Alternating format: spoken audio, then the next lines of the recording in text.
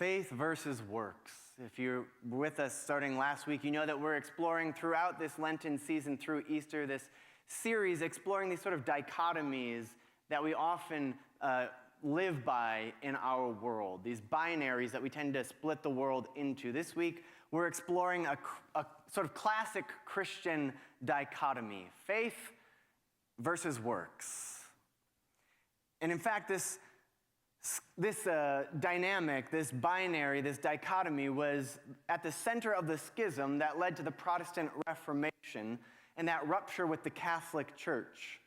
Led by reformers like Martin Luther, these Protestants, which literally that name comes from them protesting the edicts of the Catholic Church. They were named as sort of after that being protesters because they insisted that faith alone could save, which was a counter to things like the selling of indulgences by the Catholic Church, the insistence that people in power, priests and popes, could determine the average person's fate. But there were certain pre-approved works that one could perform, like being a soldier in the Crusades. That qualifies you. Or a certain amount of money that you could donate to the church for its building projects. And then, we could cross out those evil things that you've done, those injustices you've contributed to. You can gain your salvation through that. Right? One could even be just a terrible, awful, no good person in many regards, but make that hefty donation, well, and suddenly forgiveness of sins is easily accessible. And so in that context, these protesters insisted that there was no action on our part that could save us, certainly nothing that money could buy. You didn't need to be a soldier, you didn't need to be a saint or receive the blessing of a priest or some external authority to be forgiven by God.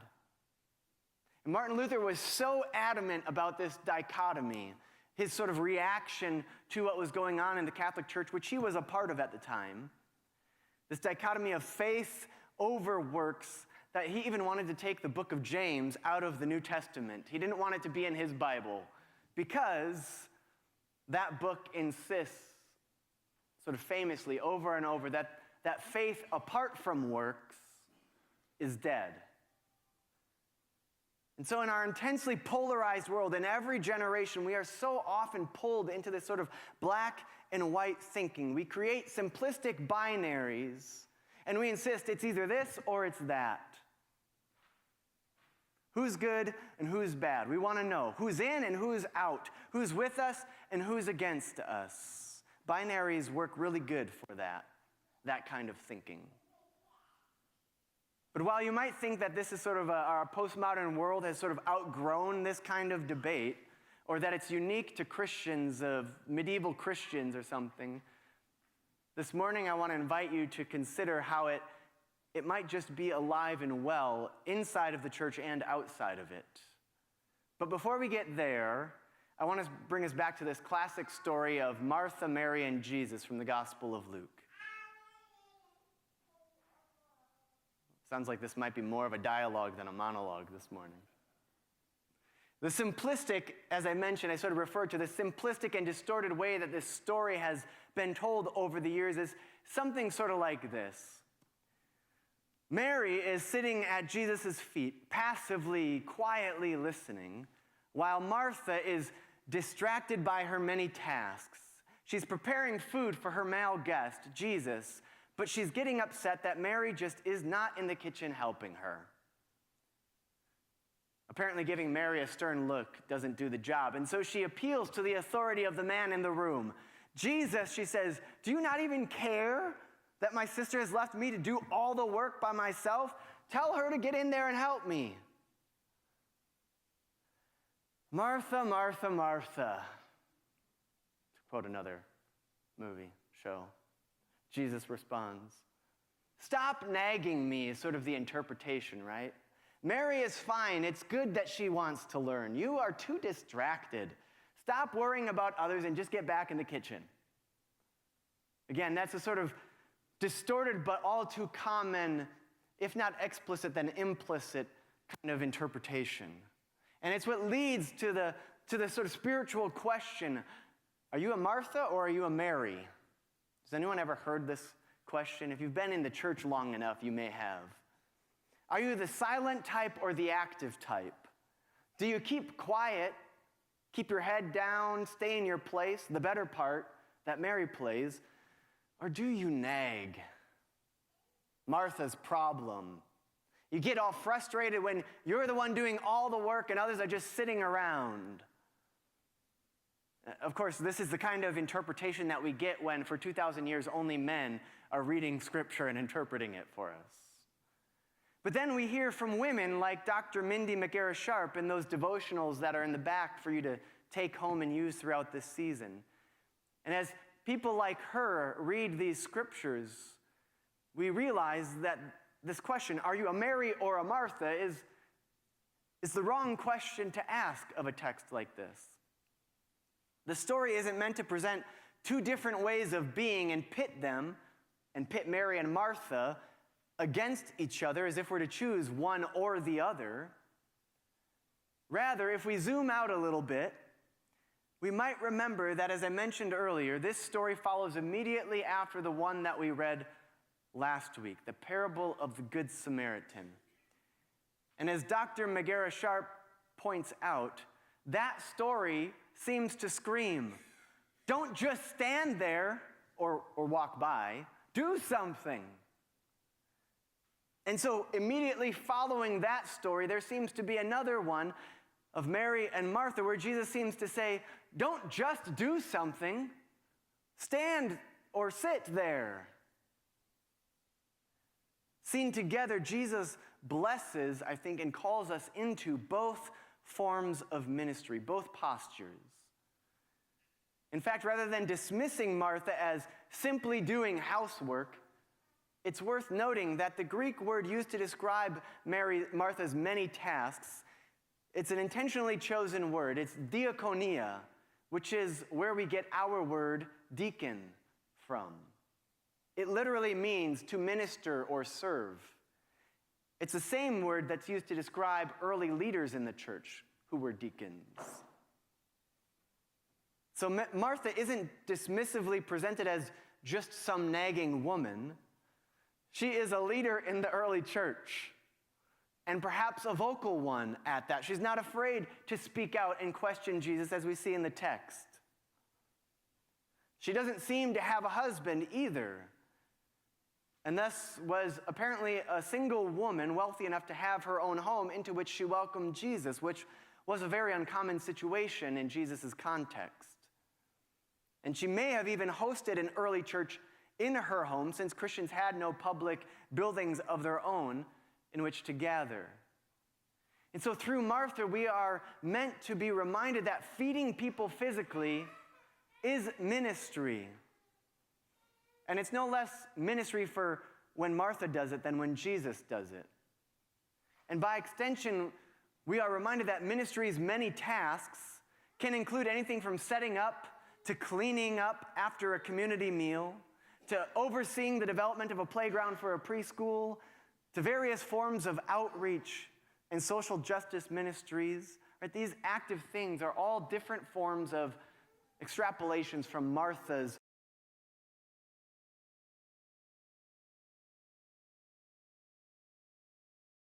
guest. Her actions, her works are good.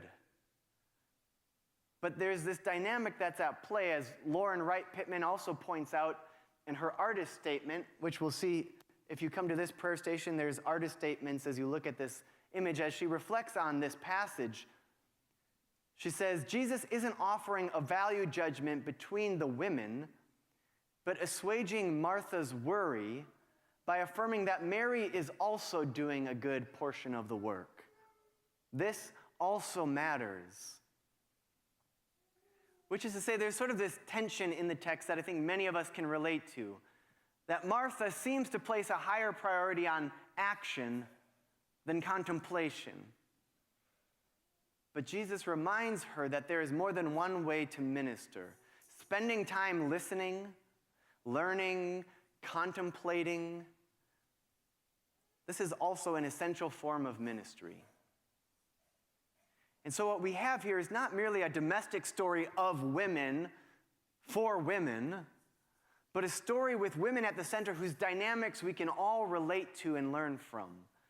And so this is where the issue of faith versus works is still at play in our world in ways that I think are misguided and often destructive. How often I hear us pitting spirituality versus doing good deeds, right? This sort of posture of worship or of prayer or of poetry, of meditation, of spiritual practice, maybe even making art. That on one side versus loving God, you might even call it, versus loving neighbor, doing acts of justice and service. We like to pit that sort of being an artist or a poet or a writer or a lover of reader versus being a person of social action. And so we have churches where social justice is seen as an outside invasion of the church, sort of a foreign influence. Just focus on faith, on beliefs, they say. Don't preach about gender equality or poverty or immigration or war or LGBTQ inclusion as if those are foreign to the Bible, which they're not. And similarly, we have people who insist that poetry and art should not be political, which, of course, are foreign notions to us here in the UCC and the UUA, where social justice is inextricably woven into the very fabric of our faith. But these dynamics are common elsewhere. This idea that doing justice is a separate matter from faith. And so in this climate, many of us, like Martha, we reactively insist that no action is the better part, is more important than the other. Don't be like those other Christians or those other churches, we insist. But I have also seen and experienced far too many social justice spaces inside the church and outside the church that are intensely focused on doing good in the world. People say they have these values, these beliefs in creating equitable access to opportunities and outcomes across race and gender and citizenship status and disability and so on. And yet in these very communities, they so often play out the same toxic dynamics that they are criticizing in the wider world. They use shame and blame as a tactic to force others to do what they want. They silence dissent. They engage in power plays to get their way. And so we see there's not alignment in terms of values and what we say we want to do and be about in the world and what we are actually living. They're so focused on those outcomes, but they've not spent the time in self-reflection, contemplating how what they are criticizing out in the world also lives within them, also needs to be rooted out from their own hearts and minds as well. Can we individually and collectively honor and embody both of these things? Can we honor and embody both of these things? The contemplation, the spiritual side, so to speak, and action and works, faith and works. Because yes, faith without works is dead. And works or action without faith or without that contemplation, without self-reflection, is oftentimes little more than reactivity and the perpetuation of the status quo. And so we are reminded by Jesus, don't just stand there, do something. But also don't just do something, stand there. Pause for a moment. Reflect a little bit. In this moment of unraveling in our wider world, we might ask, so you're a church that believes in inclusion and belonging. You believe in welcoming refugees and immigrants, undocumented people and asylum seekers. You believe in humane laws that treat people with dignity. Great. Good for you. I hope that our reflection together deepens that spirit and that commitment. But how are we doing with actually living that out? Our worship, our small group conversations, prayer, these are all meant to be spaces that reconnect us with God and with ourselves and with the world. They're meant to draw us out of that reactivity space, out of mere busyness, so that we can reflect and live more intentionally. They're spaces that are meant to invite us from a place of faith and reflection to live more boldly, to more courageous action. The scale of what we're currently navigating as a democracy, as a world, can easily feel overwhelming. But it's worth noting that all of these issues that we're hearing about in the news, all these issues hit home right here in DeKalb County. We have folks in our own community who are undocumented, who are seeking asylum, who have no support network. We have new immigrants adjusting to a new culture and a new language, new weather, new laws. And there are opportunities galore to minister like Mary and like Martha. This morning, I want to end by sharing one opportunity and inviting us as a church to consider some others that our faith would call us to collectively as a church. In January of 2024, so it was about 14 months ago, I gathered with other concerned community members at New Hope Missionary Baptist Church for a town hall with the DeKalb mayor and the city manager. For months, Southern governors had been busing migrants and asylum seekers from their states to major cities in the north, D.C., Chicago, and so on. Then the mayors of these cities reacted to that by passing ordinances declaring that no unscheduled bus stops were permitted within their limits. To which these southern governors reacted by sending the buses to locations just outside of the city, Rockford, Elgin, and so on. Caught in the middle of it are these poor, vulnerable people, literally being dropped off in the middle of winter with sandals and shorts, in the middle of the night, with no one even knowing that they were there. Door opens, get off. Door closes, good luck. And so reacting to this, the DeKalb mayor and the city manager were encouraging the city council to adopt a similar ordinance restricting those kinds of drop-offs here. And so this town hall that was held at New Hope was called because enough members of the community made it clear that an ordinance like that was not enough. That was not a reflection of our declared values of belonging. And so out of that town hall meeting, a group that came to be called DeKalb Migrant Aid was formed, including some of you here in our congregation. Bringing together several faith leaders, community leaders, social workers, we began organizing what resources would be needed in the short term and in the long term to care for these folks, to love our neighbors as ourselves, were they to be stranded here. And from there, we realized that we needed to strengthen our community bonds because sadly, we remain a deeply segregated society.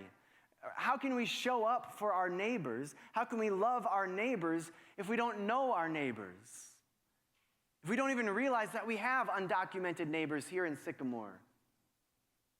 If we don't realize how many of their children go to school with our children? If we don't know the struggles that each other is facing?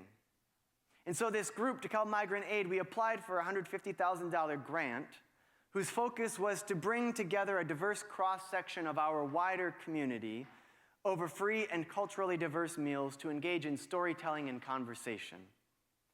Because not only can I not show up for my neighbor if I don't know my neighbor, but how can I not show up for my neighbor once I've heard their story? Once I've stared into their eyes and shared tears and laughter,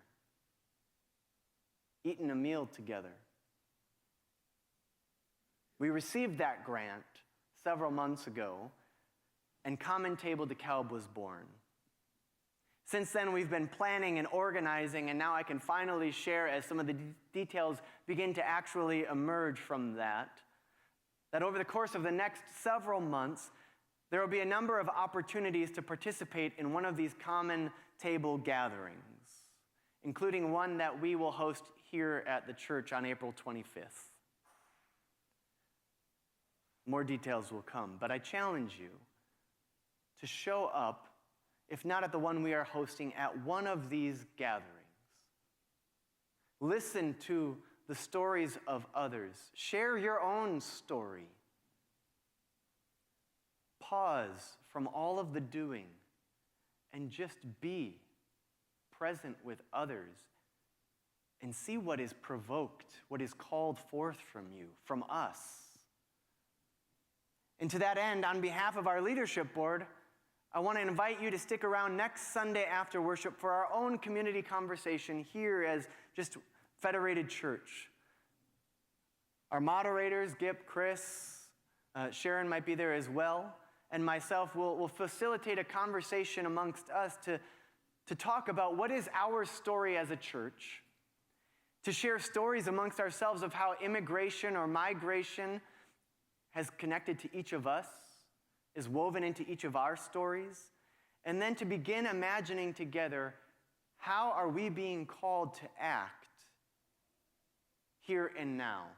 What assets, what resources do we have here in this community? What partnerships do we have in the wider community? What bold and courageous action might we be called to in the midst of all that is unraveling in the world around us? The leadership board will also share some of what we've already been discussing, which you may or may not be aware of, as far as what we've been considering in terms of actions. But we want to invite you so that this can be a whole church initiative, not just something that the leadership board is doing, not just something that Pastor Eric is doing, but something that we as a congregation might own and do together. Might be a bold witness in the wider community together on. I don't know about you, but in the midst of all that is unraveling, all the chaos, all the anxiety that each of us feels in our bodies, in this intensely polarized world that breeds so much reactivity, I'm deeply grateful for this space, for you, for the space that we all have created that affords us the opportunity to, in various ways, worship, small groups, and so on, to step out of that busyness, to slow down, to take a deep breath, to recenter our hearts and minds, and to remind ourselves of who God calls us to be as we go back out into the world, and to perhaps have a bit more courage to do so a bit more boldly. Faith that makes way for more intentional and impactful works. May it be so, for our healing and flourishing, for the healing and flourishing of all the world. Amen.